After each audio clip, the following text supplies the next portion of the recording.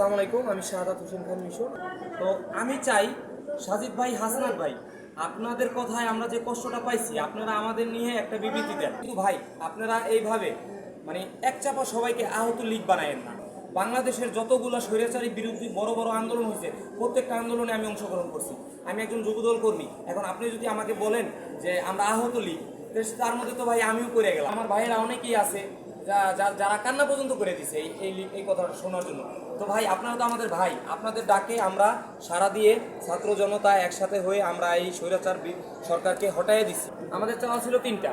আমাদের সর্বপ্রথম সুচিকিৎসা, দ্বিতীয়ত আমাদের পুনর্বাসন, তৃতীয়ত আমাদের একটা জাতীয় সনদ। আমাদের জন্য আমরা যে আমাদের লাইফটা যে নষ্ট হয়ে গেল আজকে, কেউ বলতে পারবো না যে আমাদের নিশ্চিত সাবেক যে জীবনে আমরা ছিলাম, আগের জীবনে আমরা ফিরে যেতে পারবো কিনা এটা আমরা সঠিকভাবে কেউ জানি না। সরকারের কাছে চাওয়া, আপনারা আমাদের এই যে ছাত্র জনতার আন্দোলন, সেই আন্দোলনটাকে আপনারা ধরে রাখেন এবং কি এই আন্দোলনের যে সুফল, এই সুফলটা আপনারা ধরে রাখেন। এই দেশে যেন আর কোনো ফ্যাসিস্ট সরকার নতুন করে মাথাচাড়া দিয়ে না উঠতে পারে, সেই ব্যবস্থাটা আপনারা করবেন। আপনাদের কাছে এটা আমাদের অনুরোধ। আমরা এইভাবে বাঁচতে চাই, এই দেশে ধনী গরিব কোনো বৈষম্য থাকবে না। আমি এখন যুদ্ধ করছি, এই জন্য আমার ছেলেকে চাকরি দিতে হবে, ওই চাকরি আমি চাই না। আমি চাই আমার ছেলে যদি যোগ্যবান হয়, সে যদি মেধাবী হয়, তার মেধাবী চাকরি হোক। আমরা এখন মুক্তিযুদ্ধ হয়ে গেছি, অনেক কিছু।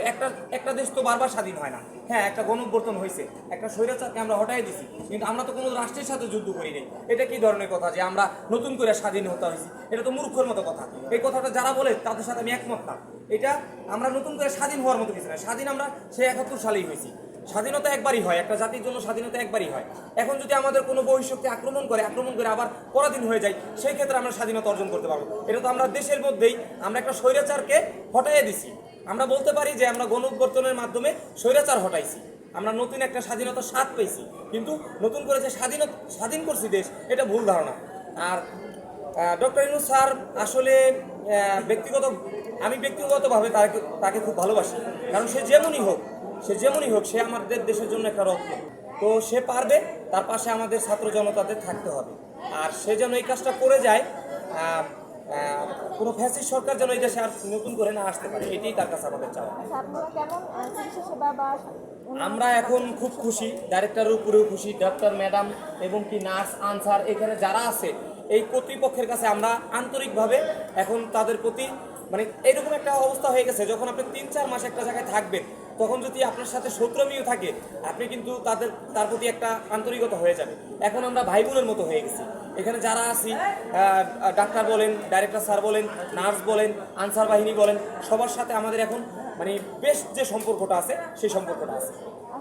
আর না, সেবা আমাদের দেশের যতটুকু তারা পায় সর্বোচ্চটা দিয়ে আমাদের চেষ্টা করতেছে। এটা তো সরকার যতটুকু তাদের দেয় ততটুকু তারা আমাদের জন্য করতে পারে, এটা তো তাদের দোষলে হবে না। এখন আমি যদি বলি যে আমার এসে হায়ার অ্যান্টিবায়োটিক খাওয়াবে 60 টাকা দামে, সরকার তো 60 টাকা দামে তাকে দেয় না। এখন যদি ডাইরেক্টরে বলি আপনি 60 টাকা দামের ওষুধ কিনে না দেন, সে কি পারবে? এটা তো সরকারের কাজ। এখন এই কথাগুলো অনেকে বুঝে না, এটা নিয়ে চিল্লাচিল্লি করে। আগে খুব খারাপ ব্যবহার আমাদের সাথে করছে, এটা আমরা মানি, এই জন্য আমরাও খারাপ ব্যবহার করছি। আমরা যে ভালো মানুষ তা না, আমরাও খারাপ ব্যবহার করছি। তারা যেমন খারাপ ব্যবহার করছে, আমরাও খারাপ ব্যবহার করছি। এখন তারা ভালো ব্যবহার করে, আমরাও তাদের কথা প্রশংসা করি। জি, আপনাদের খাবার দাবারের কোনো অভিযোগ আছে কিনা? খাবার দাবার ভাই 140 টাকা দেয় খাওয়ার জন্য। এটা নিয়ে অনেকবার কথা বলছি। 140 টাকায় কি পাওয়া যায় বলেন? 140 টাকার মধ্যে রুই মাছ দেয়, খাসির গোশত দেয়, মুরগির গোশত দেয়, ডাল দেয়, সবজি দেয়, ভাত দেয়, আর কি চান আপনি?